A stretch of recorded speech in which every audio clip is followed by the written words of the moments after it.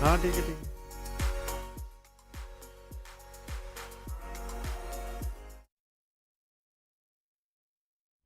तो चलिए यहाँ पर शुरुआत करते हैं इस शो की, और जिसका शीर्षक है कि सोना चमकदार तो क्या करे खरीदार।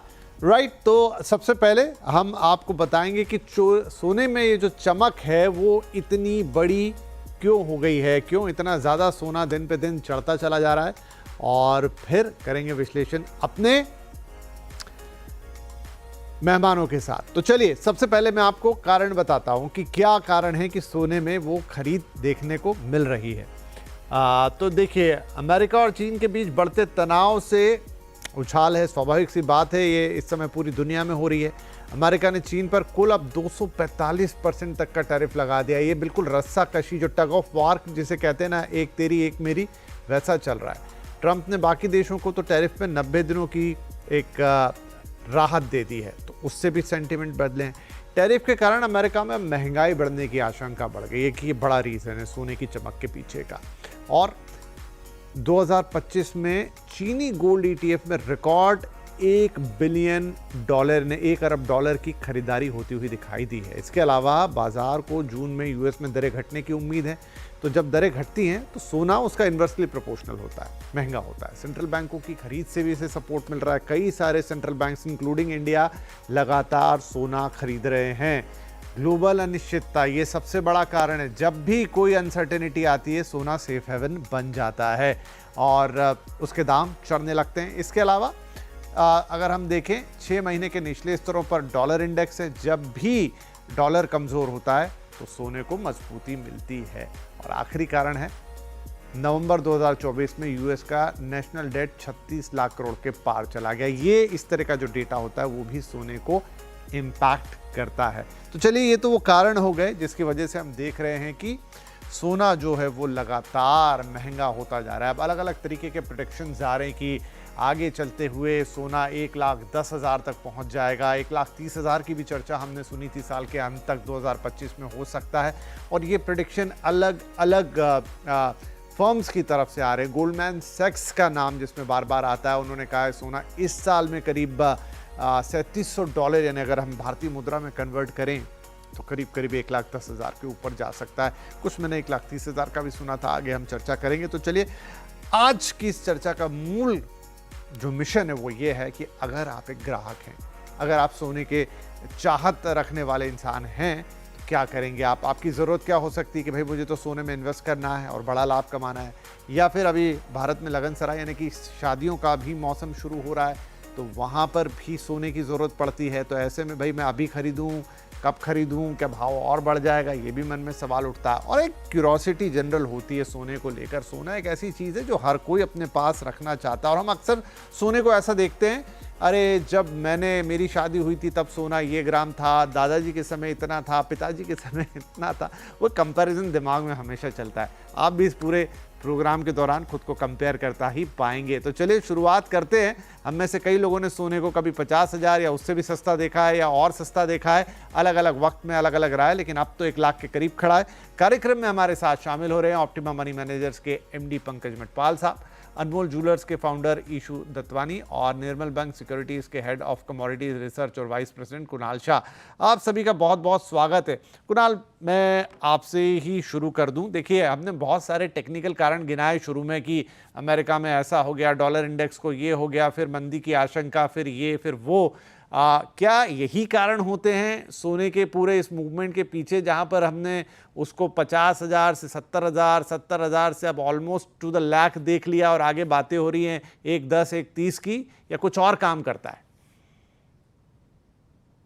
जी नमस्ते। सबसे पहले मैं कहना समझाना चाहूँगा मेरा पर्सपेक्टिव। गोल्ड में जो हमने रैली देखी है उसका one of the biggest reason है कि we are in uncharted territory. Financial market की हिस्ट्री में कभी भी इतना unprecedented level of money printing नहीं हुआ है जो कोविड के बाद हमने होता हुआ देखा था। उसके बाद जो वेस्टर्न वर्ल्ड की, स्पेशली द यूएस की जो डेट बढ़ने लगी, $37 ट्रिलियन की जो उनकी डेट है, और ये साल अकेले $60 ट्रिलियन की debt roll over, plus next साल $3.5 ट्रिलियन की डेट मच्योर हो रही है, तो नेक्स्ट साल तकरीबन $10.5 ट्रिलियन की डेट को इनको सर्विस करना है। इसका 4% से आप गिनो तो ब्याज होता है सिर्फ $950 बिलियन। और नेक्स्ट साल इसका ब्याज जो डेट है, इसका ब्याज होगा रफली $1.2 ट्रिलियन। तो आप आइडिया लगाइए इनकी हालत, कि इनको ब्याज सर्विस करने में भी, forget about repaying back the debt. तो प्रॉब्लम जो चालू हुआ है वो बॉन्ड मार्केट में प्रॉब्लम चालू हुआ है। और ऐसे में ही परफेक्ट स्टॉर्म आया है। ट्रम्प साहब ने कहा है कि हम तो ट्रेड वॉर लड़ेंगे। सो जब ट्रेड वॉर की बात आती है, तो ट्रेड वॉर में आप एक दूसरी कंट्री के ऊपर टैरिफ लगाते हो। तो जब टैरिफ लगाते हो तो ग्लोबल ग्रोथ, आपका खुद का ग्रोथ, वो डाउनवर्ड रिवीजन होता है। सो ग्रोथ कौन से टाइम पे नीचे जा रहा है? जहां पे ग्रोथ नीचे नहीं जाना चाहिए, डेट रिपेमेंट करना है, ऐसे टाइम में ग्रोथ जोर से नीचे जा रहा है। क्योंकि ये टैरिफ इंप्लीमेंट होते ही, अगर इस पे कोई सोल्यूशन नहीं आता है यूएस और चाइना के बीच में। यूएस और चाइना क्यों इंपॉर्टेंट है? Because US and China together accounts for the 45% of the global economy. So $30 trillion US की इकोनॉमी, $20 ट्रिलियन चाइना की इकोनॉमी, $50 ट्रिलियन की इकोनॉमी। ये दो इकोनॉमी में अगर तकलीफ आती है, तो आप समझिए कि ग्लोबल ग्रोथ का क्या होगा, इन्वेस्टमेंट बैंक का क्या होगा, इतने वर्ल्ड में जो केपेक्स लगे उसका क्या होगा, पूरी जो सप्लाई चेन है वो डिसरप्ट हो जाएगी, उसका क्या होगा। तो पूरा केओस जैसा माहौल सर्जन हो जाएगा। तो ये सब फियर में, ऐसा सब होगा, ये फियर में investment managers, money managers, hedge funds, sovereign entities, ये सब गोल्ड बाय करने आ रहे हैं। इनको कोई भाव से लेना देना नहीं है। आज गोल्ड $3200 है, $3250 है, या $3000 है। इनको सिर्फ गोल्ड को लेना है, क्योंकि आगे जाके क्या होने वाला है वो फोरकास्ट करना या वो प्रिडिक्ट करना नेक्स्ट टू इम्पॉसिबल है। मैं कैसे प्रिडिक्ट करूंगा कि यूएस अपनी डेट को रीपे कर देगा? वही पॉसिबल, उसकी डेट को सर्विस कैसे करेगा? अच्छा, इंटरेस्ट रेट कट करेगा तो और इन्फ्लेशन बढ़ जाएगा। इंटरेस्ट रेट कट नहीं करेगा और चाइना अपनी ट्रेजरी बेचेगा तो और बॉन्ड यील्ड बढ़ जाएगी। तो बॉन्ड यील्ड बढ़ जाएगी तो इंटरेस्ट को सर्व कैसे करेंगे? तो ये पूरा जो चक्रव्यूह रचा हुआ है वो सॉल्व नहीं हो रहा है, और इसके कारण गोल्ड बढ़ रहा है। हमारा मानना ऐसा है, अगर ये यूएस और चाइना के बीच में टेंशन कम होता है तो गोल्ड में डेफिनेटली प्रॉफिट टेकिंग आ सकता है। बट अगर ये टेंशन प्रोलॉन्ग रहता है तो मे बी गोल्ड के प्राइसेस बहुत ज्यादा नीचे ना आ पाए। सो क्लियरली बात करूं, all the ball lies with whether US and China tension is de escalating, then gold prices definitely should come down. If it is remaining where it is or it is escalating further, तो मेरी राय में ये जो bull run है उसमें बहुत ज्यादा गिरावट नहीं आएगी। सो मैं बोल रहा हूँ सैनिटी कभी भी मार्केट में प्रिवेल होनी चाहिए, और कहीं ना कहीं ये दोनों टेबल पे बैठने चाहिए। ऐसा होता है तो गोल्ड में मुझे लग रहा है कि एक अच्छा प्रॉफिट टेकिंग वो सिचुएशन में आ सकता है। कमाल समझाया आपने कुणाल साहब। मुझे तो लगा कि आपके बोलते बोलते ही सोना और 200-400 रुपए ऊपर ना चढ़ जाए जैसी स्थिति, जैसा पिक्चर आपने हमारे आंखों के सामने बना दिया है। वेल, बड़ा इंटरेस्टिंग होगा ये कि ये पूरे सिनेरियो में गोल्ड का क्या होता है। तो ये तो एक हो गया मौजूदा पर्सपेक्टिव कि इस समय दुनिया में क्या हो रहा है और क्यों उसकी वजह से सोने में इतनी हलचल मच गई है। हमारे साथ जो हमारे जूलर मित्र हैं ईशू साहब, उनसे एक सवाल मेरा ये होगा कि ईशू सर, एक चीज तो ये हुई जो अभी कुणाल जी ने हमें समझाई, लेकिन हम तो हमेशा से देख रहे हैं, मैंने अपनी शादी के वक्त देखा, फिर और शादियों के वक्त देखा, क्योंकि ऐसे समय पे आपको भाव याद आता है ना सोने का, या दिवाली वाली पे आप छोटा मोटा कुछ खरीद ले वो। तो जब जब मौका आया तो वो सोना चढ़ता चढ़ता चढ़ता आज 1 लाख के पास पहुंच गया। हाँ, होता होगा कि वो 75,000 हुआ तो फिर 70 गया, फिर 72 हुआ, फिर 73, फिर 76। लेकिन अगर आप एक बड़ा ग्राफ बनाएंगे ओवर द ईयर्स तो सिर्फ और सिर्फ और सिर्फ और सिर्फ ऊपर ही जा रहा है। ऐसा क्यों? बिल्कुल। तो ये है ना, जब ज्वेलरी शादी के लिए या किसी चीज के लिए जब ग्राहक खरीदता है, उस समय कभी भी उनको सोना सस्ता नहीं लगता, हमेशा महंगा ही लगता है। लेकिन इन हाइंडसाइट 5 साल बाद, 10 साल बाद जब वो देखते हैं तो उनको लगता है, अरे इतना सस्ता था, मैंने ज्यादा क्यों नहीं खरीदा। हमेशा एक रिग्रेट होती है कि काश मैंने ज्यादा खरीदा होता। तो अभी भी हम ग्राहक को वही समझाते हैं कि अभी प्राइस आपको ज्यादा लग रहा है तो आगे चल के आपको नहीं लगेगा। पहली बात तो ये है। पर दूसरी बात, एक जो ये इस दौर में इस रैली में हमने देखा है, जो हमने पहले कभी नहीं देखा। पहले जब ऐसे रैली होती थी, तो एक किस्म का रुकावट आ जाता था, एक रेजिस्टेंस आ जाती थी। अभी वो रेजिस्टेंस नहीं आ रही है। इनफैक्ट हमको ग्राहक को बोलना भी नहीं पड़ता है। ग्राहक हमको आके बोलता है, "अरे सर, अभी तो आप रुकिए, अभी और बढ़ना है।" तो हमको वो बोलने की भी ज़रूरत नहीं पड़ती है कि प्राइस का जो है अपवर्ड मूवमेंट है। ग्राहक खुद हमको समझाता है। और टू द एक्सटेंट अभी ये भी हमने देखा है कि जो क्लाइंट्स जिनके अभी समझो बच्चों की शादी अभी तक तय नहीं हुई या 1 साल बाद होने वाली है, वो लोग एक किस्म का एसआईपी कर रहे हैं हमारे साथ, और इंस्टॉलमेंट हर महीने का एक फिक्स्ड अमाउंट का या एक फिक्स्ड वेट का गोल्ड वो लोग बुक कर रहे हैं, ताकि उस समय पे उनको इतना ज़्यादा प्रॉब्लम ना हो। तो आज के तारीख में ये ग्राउंड रियलिटी है, और बिज़नेस जो है हमारा इन टर्म्स ऑफ सेल्स बढ़ रहा है, रुका हुआ नहीं है, गिर नहीं रहा है। तो that is the ground reality. फिर भी मुझे लग रहा है मेरी सवाल का जवाब पूरा नहीं हुआ। मैं आगे कुणाल से फिर से उससे पूछूंगा कि ऐसा क्या है सोने के अंदर कि वो लगातार ऊपर ही जाता है, भले ही उसमें छोटे छोटे ब्लिप नीचे की तरफ आए। लेकिन पंकज साहब, डू हैव एनी डेटा जहां पर अगर हम एक रिटर्न्स को कंपेयर कर पाए कि सोना, मतलब जैसा हिस्टोरिकली भाई हर किसी को पसंद है और उसके तो डबल यूज़ भी हैं, आप पहन भी लो, आप थोड़ा जलवा भी दिखा लो और साथ में उसमें मुनाफा भी कमा लो। लेकिन अगर हम कंपेयर करें, अब अगर मैथमेटिकल ग्राउंड पे कि इक्विटी हो गई या फिर अदर सिक्योरिटीज़ हो गई, कुछ भी तरह की चीज़ें हो गई, वहाँ पे सोना कहाँ स्टैंड करता है? लग तो रहा है, मुझे दिख तो रहा है कि वहाँ से बढ़ता बढ़ता बढ़ता ये आ गया है 1 लाख के आसपास। लेकिन क्या सच में वो रिटर्न्स हैं या फिर वो ज़्यादा प्रतीत हो रहे हैं? विपिन जी, देखिए, आपने कहा अभी सेंटेंस बोला कि जलवा भी दिखा लीजिए और साथ में इन्वेस्टमेंट भी। तो मैं पहली बात तो ये मानता हूं कि यदि जलवा दिखाना है, आपको कंज्यूम करना है गोल्ड, तो आप बिल्कुल फिजिकल गोल्ड बाय कीजिए, बट इन्वेस्टमेंट और कंजम्पशन को अलग रखिए। क्योंकि होता क्या है कि जब आप बाय करते हो ज्वेलरी, तो कभी बेचते नहीं हो उसको। मेरा एक्सपीरियंस तो ये है कि आपने कोई ज्वेलरी बाय की, आपने मान लीजिए 1 तोले की चेन ली और वो चेन पुरानी हो गई, टूट गई, तो अगली बार आप थोड़ा पैसा और डालकर एक भारी चेन बाय कर लेते हो। तो इन्वेस्टमेंट नहीं होता, वो कंजम्पशन ही होता है। अब आता हूं आपके सवाल पर जो आपने पूछा रिटर्न्स के हिसाब से। देखिए, गोल्ड ने लास्ट 1 ईयर में करीब 30% का रिटर्न डिलीवर किया है, अगर मैं बात करूं फिजिकल गोल्ड की। वहीं यदि हम बात करें इन्वेस्टमेंट के हिसाब से, ईटीएफ या फिर गोल्ड म्यूचुअल फंड की, तो लास्ट 1 ईयर में अराउंड 28% का रिटर्न डिलीवर किया है।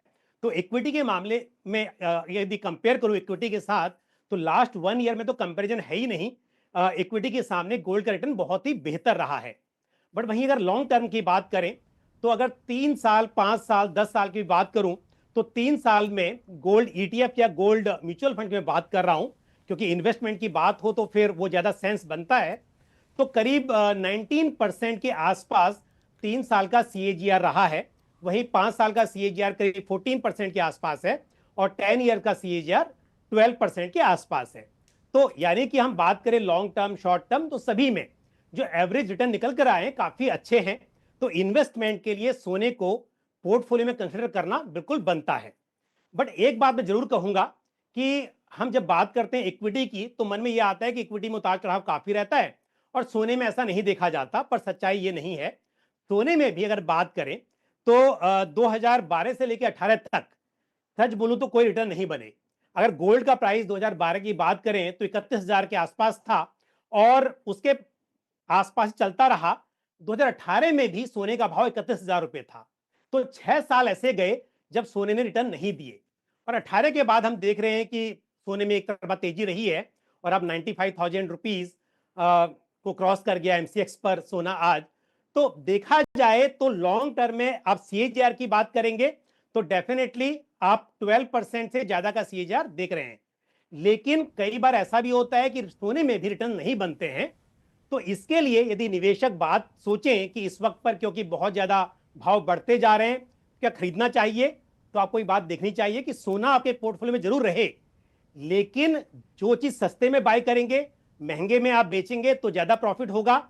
इसके कंपैरिजन में कि इस वक्त पर आप बहुत ज्यादा बाय करने के बारे में सोचें, तो ये आपको अपने पोर्टफोलियो में कितना आपके पास ऑलरेडी है, कितना आप ऐड कर सकते हैं, कितना समय तक रुक सकते हैं यदि इस वक्त बाय किया आपने, इन बातों पर भी ध्यान रखना होगा।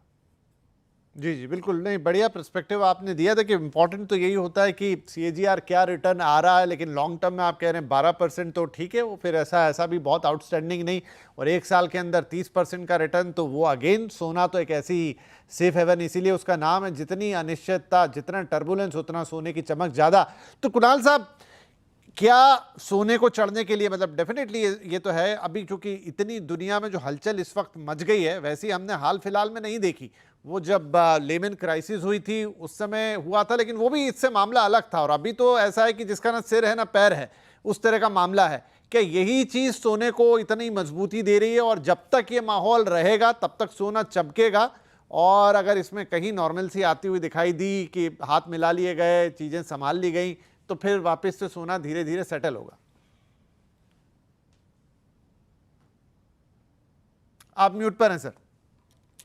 या सॉरी। सो ये जो सिनारियो है, इसे मैं कहूँगा पैराडाइम शिफ्ट, या ऐसा 100 इयर्स 200 इयर्स में एक बार होता है। So it's a shift of power. So पूरा जो पावर है वो वेस्ट से शिफ्ट हो रहा है ईस्ट में। तो वेस्ट को अच्छा नहीं लगने वाला है, बिकॉज आज अगर आप यूएस का इकोनॉमी जो 2% 1.5% ग्रोथ दे रहा है, तो 30 ट्रिलियन पे आप अगर 1.5% गिनो तो, या 2% गिनो तो $450 बिलियन होता है। और चाइना $20 ट्रिलियन का इकोनॉमी है, और वो 5% से ग्रो कर रहा है। तो at the end of the year China will generate $1 trillion worth of revenue. So आज की तारीख में highest in terms of the revenue, highest revenue China लेके आ रहा है। सो ऐसे ही चलता रहा तो 5 से 8 साल में China will become world number 1 economy. वो अपने आप को इमर्जिंग मार्केट कहता है, but they are no longer emerging market.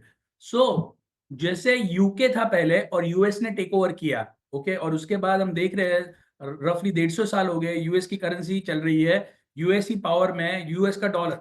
तो अभी जो मार्केट फोर्सेस है वो ऐसा इंडिकेट कर रहे हैं कि ये जो पावर चाइना में शिफ्ट हो रहा है या एशिया में शिफ्ट हो रहा है, वो वेस्ट को अच्छा नहीं लग रहा है। यूएस का सबसे बड़ा स्ट्रेंथ क्या है कि उसकी करेंसी वर्ल्ड की रिजर्व करेंसी है, इसीलिए वो $37 ट्रिलियन की डेट होने के बावजूद भी 2-3% 2.5% ग्रोथ जनरेट कर पाता है। सो अगर इनकी ये जो करेंसी है वो रिजर्व करेंसी से बाहर चली गई तो, सो ये सबसे बड़ा फियर है यूएस को, कि पहले Brazil, Russia, India, China, south Africa सब मिलके जो ब्रिक्स ब्लॉक बना के अपनी करेंसी फ्लोट करने वाले थे बाइडेन साहब के टाइम पे। तो ट्रम्प साहब ने बोल दिया, हाउ डेयर यू, आप कैसे कर सकते हो, जब तक मैं हूं तब तक कोई तो ये जो अभी सिनारियो बन रहा है, इसमें प्रॉब्लम यह है कि वर्ल्ड में अगर डॉलर पे ट्रस्ट कम हो रहा है तो दूसरी करेंसी है ही नहीं। चाइना पे ट्रस्ट, चाइना की तो करेंसी अभी तक पैग है, Chinese currency as a peg, it's not a fully convertible currency. तो अगर आपको दूसरी करेंसी में ट्रेड करना है तो आप करोगे किसमें? येन, येन में भी डेट है बहुत सारी, येन कैरी ट्रेड चल रहा है। So Europe is not able to grow in last 10-15 years. तो कोई करेंसी है ही नहीं वर्ल्ड में। सो इसीलिए लोग, कि ये जो फाइनेंशियल सिस्टम पे कभी क्वेश्चन मार्क आ जाएगा या डेट मार्केट अनस्टेबल हो जाएगा, तो गोल्ड को लोग पैसा कंसिडर करते हैं, ऑल्टरनेटिव करेंसी कंसिडर करते हैं। सो अभी जो बाइंग आ रही है गोल्ड में, it is more to do with hedge fund hot money buying. So जितने भी गोल्ड के तेजी के फैक्टर है और जिसके कारण गोल्ड में तेजी, जो खराब चीजें आगे हो सकती है, वो सबको गोल्ड डिस्काउंट करके आगे जा रहा है। तो समझो यहां से थोड़ा भी कुछ अच्छा होगा, गोल्ड इमीडिएटली रिट्रीट बैक करेगा। मेरा कंफर्ट लेवल ये लेवल पे फ्रेश एंट्री करने का इन्वेस्टर को नहीं है। मैं रिकमेंड नहीं करूंगा 97-95,000 के आसपास सबको इन्वेस्ट 2-3 हजार रुपया बढ़ने के लिए या 4 हजार रुपया बढ़ने के लिए गोल्ड लेना चाहिए। मैं इन्वेस्टर को एडवाइस करूंगा, ऑल द पॉजिटिव न्यूज और the positive factors for gold to go up are already getting factored in. So this is the time I will wait, even if वो गोल्ड बढ़ता है तो मैं बढ़ने दूंगा, यहां से $100 बढ़ेगा ठीक है बढ़ने दूंगा, पर मैं यहाँ पे इम्पल्सिव होके नहीं अभी तो कुछ नहीं रहेगा सिर्फ गोल्ड ही रहेगा वर्ल्ड में, ऐसे बाइंग नहीं करना चाहिए। Let the sanity prevail.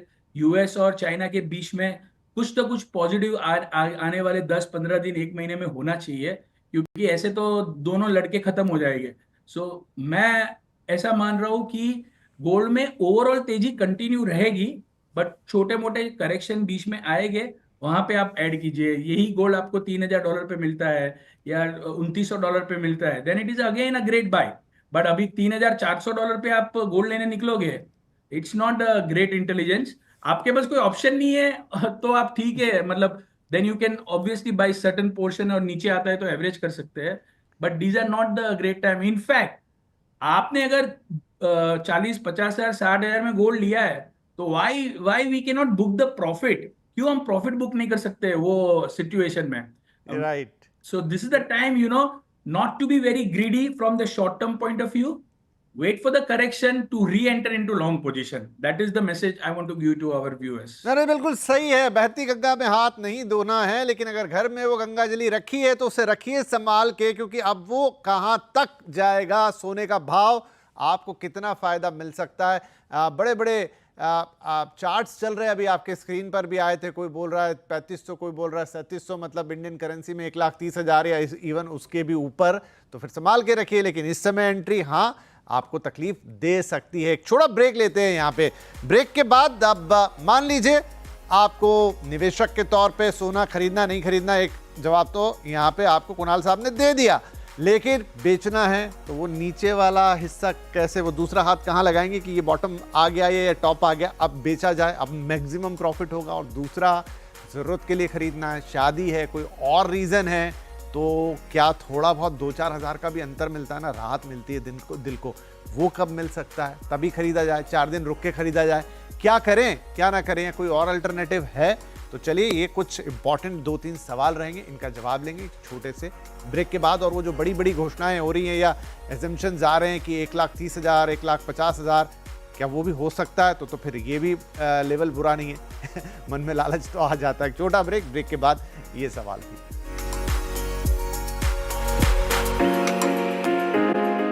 चमकदार तो क्या करे खरीदार, क्या ये रहेगा वफादार? यानी अगर आज खरीद लेंगे तो क्या रिटर्न आएंगे या फिर आपके लिए भारी पड़ जाएगा? तो ब्रेक से पहले कुणाल साहब ने अच्छी तरह समझाया कि फिलहाल इस वक्त तो हाथ नहीं डालना है, लेकिन अगर घर में रखा है तो वो वक्त कब आएगा जब आप उसे बेच पाएंगे ताकि मैक्सिमम प्रॉफिट हो, वो एक चीज होगी। लेकिन एक ये है कि आपको मान लीजिए आज जरूरत है, सोना सिर्फ इन्वेस्टमेंट के लिए, थोड़ी और भी ज़रूरत होती है ना। हमारे भारत में तो सोने के लिए बहुत कुछ है भाई, शगुन का सोना है, शादी के लिए है, बच्चे का जन्म है तब है, न जाने क्या क्या चीज़ें, क्या क्या रस्में। दक्षिण भारत में तो सोने के बिना काम ही नहीं चलता। तो इशू साहब ये बताइए कि अभी अगर किसी को लेना है, मान लीजिए उसकी ज़रूरत है, घर में 1-आध महीने के अंदर कोई फंक्शन है, तो क्या करें? क्योंकि लोगों के लिए तो 2-4 हज़ार रुपये भी बहुत मैटर करते हैं कि भाई मैं अभी 94 पे ले लूं या फिर 90 आ जाएगा तब लूं, थोड़ा 89 भी पहुंच गया तो थोड़ी राहत हो जाएगी मुझे। जी, इसीलिए हम जो फेंस पे होते हैं और जिनको डिसाइड करना मुश्किल होता है, तो हम उनको रिकमेंड करते हैं कि एसआईपी लेवल में काम कर लो। हर महीने एक पर्टिकुलर वेट आप ले लो तो एवरेज आउट हो जाएगा। अगर बढ़ गया तो भी स्ट्रेस नहीं है, आपने कुछ ले लिया और गिर गया तो फिर आप उसको एवरेज कर लेते हो। मैं एक और चीज यहाँ पर बोलना चाहूंगा, जहां तक वैल्यू ऑफ गोल्ड का सवाल है, एक पर्सपेक्टिव है कि जब मारुति 800 आई थी गाड़ी, तो 1 किलो सोने में एक मारुति मिलती थी। आज 1 किलो सोने में एक मर्सिडीज ई क्लास की गाड़ी मिलती है। तो वैल्यू तो गोल्ड की बड़ी ही है। ये एक अच्छा पर्सपेक्टिव है कि कैसे इसकी वैल्यू बढ़ी है। बिल्कुल ठीक है, तो ये एक बात हो गई। मैं कुणाल से भी थोड़ी राय ले लूंगा इस पर अभी कि क्या करें फिलहाल, अगर क्या थोड़ा बहुत 2-4 हज़ार का फ्लक्चुएशन कहीं दिखे तो बताएंगे हमें।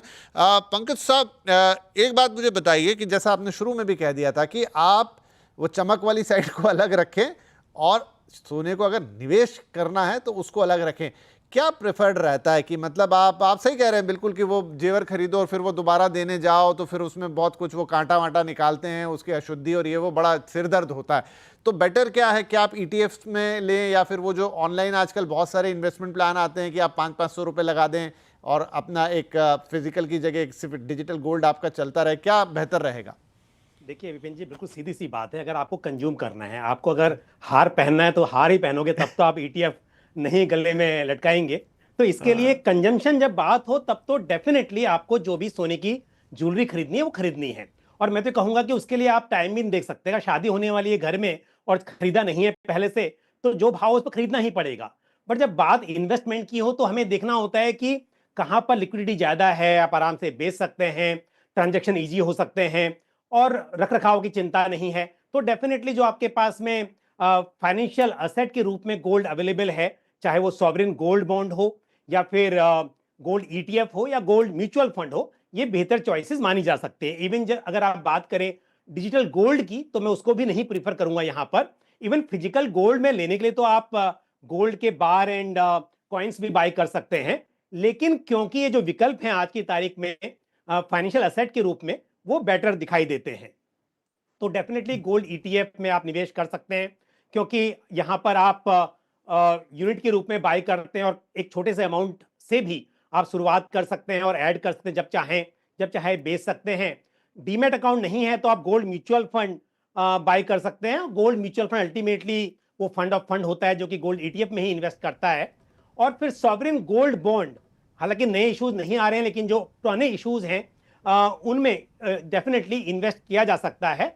लेकिन थोड़ी सी लिक्विडिटी की बात करें तो सॉवरेन गोल्ड बॉन्ड जो हैं उसमें लिक्विडिटी नहीं होती है। ऐसे तो आप ट्रेड कर सकते हैं, लेकिन बायर नहीं होंगे तो ट्रेड कैसे करेंगे, तो लिक्विडिटी बहुत कम रहती है।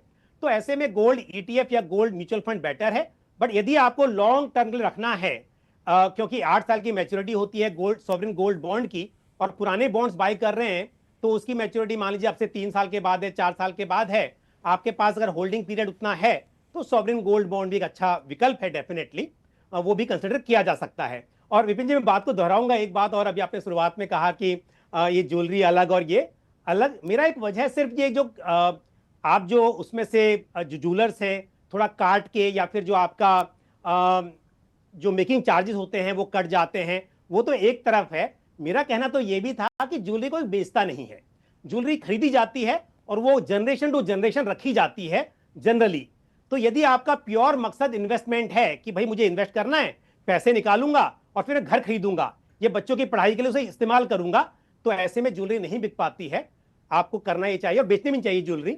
आपको हमेशा जो दूसरे विकल्प हैं उसमें इन्वेस्ट करना चाहिए, ताकि जो आपकी जरूरत है, गोल है, उसके लिए पैसे निकालकर आप इस्तेमाल कर सकें। जी जी, बिल्कुल बिल्कुल। अब क्विकली, मेरे पास 1 मिनट ही रह गया। कुणाल साहब, मुझे बताइए कि अभी कहाँ, मतलब जो लोग खरीदारी के लिए बैठे हैं फॉर एनी रीजन, मैं टिपिकली निवेश की बात नहीं कर रहा हूँ, कोई मौका मिलेगा अभी 95 के आसपास है कि एक बार फिर कभी 90 आ जाए, या किस हालात में वो हो सकता है? 100% मिलेगा मौका। ऐसा नहीं होने वाला है कि गोल्ड नीचे आएगा ही नहीं। उसका एकदम सिंपल रीजन है, ये जितने भी अभी रिपोर्ट आ रहे हैं, $3,400, $3,500, $4,000, $4,500, ये सब गायब थे $2,000 में। $2,000 का जब गोल्ड का भाव था तब किसी का रिपोर्ट नहीं आया था $3,500। अब 3,100 में, 3,200 में है। आप 3,500 का रिपोर्ट निकालेंगे तो कौन सा बड़ा अचीवमेंट है? ऑलरेडी गोल्ड के प्राइसेस 40% ऊपर है। सो अल्टीमेटली आप देख रहे हैं इंडिया में इनफैक्ट ये लेवल्स पे ज्वेलरी स्टोर में मोर देन बायर सेलर आ रहे हैं। सो चांस मिलेगा, वो चांस को कैपिटलाइज करना, वेट करना चाहिए। Don't try to chase the gold price, it will come down on its own weight. I am not fundamentally bearish, but I am expecting a healthy profit taking correction in gold prices. चलिए, ये दोनों बातें एक साथ कह दी कुणाल साहब ने। तो जिन्हें खरीदना है किसी पर्पज से, उनके लिए भी मौका बनेगा, और जिन्हें अभी लग रहा है कि भाई बहुत तेजी है, तो भाई ऐसे में एकदम हाथ ना डाल दे गोल्ड के अंदर, क्योंकि ऑलरेडी प्राइस बहुत ज़्यादा ऊपर चढ़ चुका और फैक्टर इन भी है। अब रिपोर्ट बहुत सारी हैं, लेकिन अगर हम अपने शो के एक्सपर्ट की माने तो कोई जल्दबाजी दिखाने की ज़रूरत नहीं है। जिनको रखा है, जिन्होंने इन्वेस्ट ही इसलिए किया था, प्रॉफिट बुकिंग का एक अच्छा समय ज़रूर देख सकते हैं, ताकि आपको ज़्यादा से ज़्यादा फ़ायदा हो। तो thank you very much. I think आप तीनों ही मेहमानों ने बड़े अच्छे पर्सपेक्टिव, अलग अलग जो चीज़ें हैं गोल्ड को लेकर, उस पर अपनी राय रख दी। चाहे किसी भी तरीके से आपको गोल्ड की ज़रूरत हो, निवेशक के तौर पे या एंड यूज़र के तौर पे, आप इसको समझना ही चाहते हैं, आज सारी बातें आपके सामने यहाँ पर रख दी है। बहुत बहुत शुक्रिया आप तीनों का ही सारी बातें हमारे साथ करने के लिए और हमारे दर्शकों को समझाने के लिए। नमस्कार।